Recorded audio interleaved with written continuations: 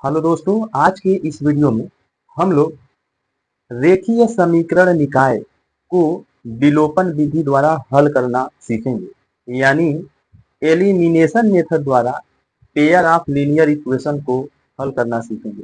अगर आपको यह विधि अच्छे से समझ में नहीं आया है आज तक, तो बस ध्यान दीजिएगा।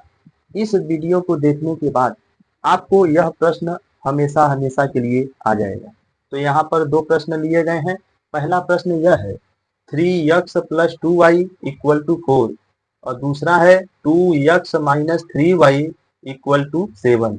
ये दो समीकरण हैं, इनको हल करके x और y का मान निकालना है। तो हल करने से पहले एक बेसिक बात सुनिए।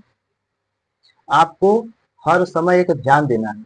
ये 4 और 7 जैसे यहाँ पर है, तो ये बराबर के इधर भी हो सकते हैं, लेकिन आपको हमेशा ध्यान रखना है बराबर की एक साइड x और y रहेंगे और दूसरी तरफ नंबर रहेगा। इसी तरह इसमें भी। और आप पहले इसको एक नंबर दे दीजिए, इसको दूसरा नंबर दे दीजिए। अब आपको ध्यान देना है, यह 3x 2y यहाँ पे एक समान चीज रहे, ये दोनों सेम रहे। आपको किसी एक को सेम करना है, चाहे x वाले को सेम करिए, चाहे y वाले को करिए। ठीक है, तो यहाँ पर हम x वालों को सेम करेंगे।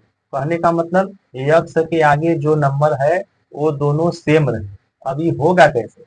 तो देखिए, इसके लिए आप करिएगा, ये जो 3 है इसका गुणा इसमें कर दीजिए और ये जो 2 है इसका गुणा इसमें कर दीजिए। माने इस 3 का गुणा जो है नीचे वाले में कर दीजिए। तो इस तरह से देखिए मैं कर दिया, और इस 2 का गुणा ऊपर वाले में कर दीजिए। अब देखिए, ये तो आपने लिख दिया। अब ये होगा कैसे? इस 2 का गुणा यहाँ पे करिए। अब देखिए, 2 का गुणा जब 3 में करेंगे तो 2 तिहाई 6 और यह x अपनी जगह प्लस 2 का गुणा इस 2 में करेंगे, 2 दूनी 4, ये y हो गया। इस 2 का गुणा इस 4 में करेंगे, 2 चौके 8 हो गए। ठीक है, और इसका गुणा जो है अब यहाँ करेंगे, 2 तिहाई 6x। इस 3 का गुणा इसमें करेंगे, 3 त्रिक के 9y। अब इस 3 का गुणा 7 में, 3 सते 21। इसको नंबर 3 दे दीजिए, इसको नंबर 4। ठीक है, तो यहाँ तक आपको समझ में आ गया है। अब आपको एक इस तरह से लाइन खींच देना है।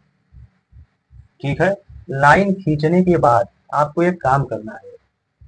आप अब देख रहे हैं कि यहाँ जो है ये दोनों सेम हो गए, यह जो हमारा टुकड़ा है ये सेम हो गया। अब आपको एक काम करना है, यहाँ पे लिखना है घटाने पर, घटाने पर लिख दीजिए। अब जब घटाने पर लिख देंगे तो इनका चिन्ह बदलना पड़ेगा, नीचे वालों का। इस 6x के आगे कोई चिन्ह नहीं है तो प्लस माना जाता है, तो यह प्लस है तो इसका उल्टा माइनस हो जाएगा। यह माइनस है तो ये प्लस हो जाएगा। ये प्लस 21 के आगे कुछ नहीं है तो प्लस माना जाएगा, तो प्लस है तो उसका माइनस हो जाएगा। अब आपको करना क्या है, इसको जोड़ देना है। लेकिन याद रखिए, ये जो नया वाला चिन्ह है यह इन सब का है। तो 6x प्लस में और यह 6x माइनस में है, जब जोड़ेंगे तब प्लस 6x माइनस 6x ही कट जाएगा। ठीक है, अभी देखिए, यह प्लस 4y है, ये प्लस 9y है, इनको मिलाएंगे तो ये भी प्लस ये भी प्लस। ये माइनस अब पुराना हो गया है, इसको छोड़ देना है, क्योंकि यह 9y का पुराना वाला चिन्ह है, नया वाला ये है, नया वाला लेना है। तो 9y और 4y दोनों प्लस हैं तो जोड़ देंगे, तो 9 4 13y हो जाएगा।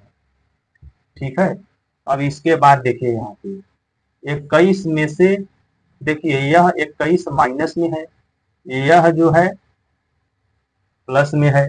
अब क्या करेंगे, ये प्लस में है, ये वाला माइनस में है। जब इनको मिलाएंगे, आप अपने से सोचिए, ये 8 है प्लस में, माइनस है 21 में, इसको मिलाएंगे तो हम लोगों का माइनस 13 बचेगा। क्यों? क्योंकि माइनस और प्लस मिल नहीं पाएंगे, माइनस और प्लस जो है मिल नहीं पाएंगे, तो जो ज्यादा रहेगा वही बचता है। ठीक है, तो ये -13 हो गया। अब ध्यान से सुनिएगा, y बराबर क्या होगा। मैं आपको एक बात बता रहा हूँ, अगर कभी हाइट x बराबर मान लीजिए 8 आ गया, तो x बराबर अगर कोई पूछेगा तो x के पास जो नंबर है वो नीचे चला जाता है, यह हो जाएगा 8/5। उसी तरीके से यहाँ बताइए y बराबर क्या होगा, यह -13 बटे ये 13 नीचे चला जाएगा। अब 13 से 13 कट जाएगा एक बार में, तो y का मान हम लोगों का आ जाएगा, ये माइनस रहेगा, ये 1, यानी y का मान हम लोग निकाल चुके हैं। ठीक है, तो y का मान हम लोग निकाल लिए। अब इसके बाद x का मान निकालना है। देखिए x का मान कैसे निकलेगा, इस y का मान 1 में या 2 में किसी एक में रखना है। तो हम यहाँ लिखेंगे y का मान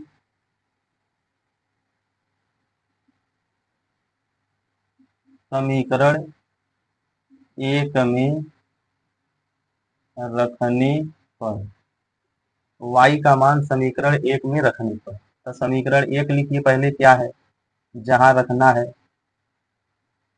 2y बराबर 4।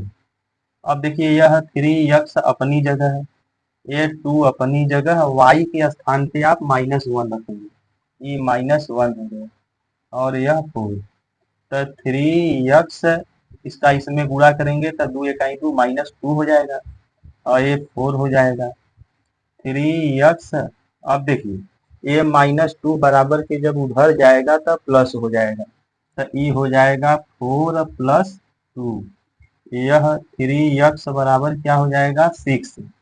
अब बताइए ध्यान से सोच के x का मान क्या हो जाएगा, यह इसके नीचे चला जाएगा, तो 6/3 हो जाएगा, और 3 2 जा 6, यानी x का मान क्या आ गया हम लोगों का 2 आ गया।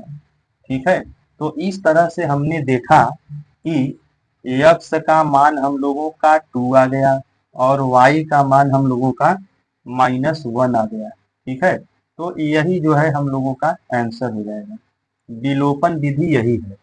अब आप एक काम करेंगे, इस प्रश्न को अपने से करके हमें कमेंट करके जरूर बताइएगा कि आपका कितना आंसर आया। ठीक है, तो मिलते हैं नेक्स्ट वीडियो में।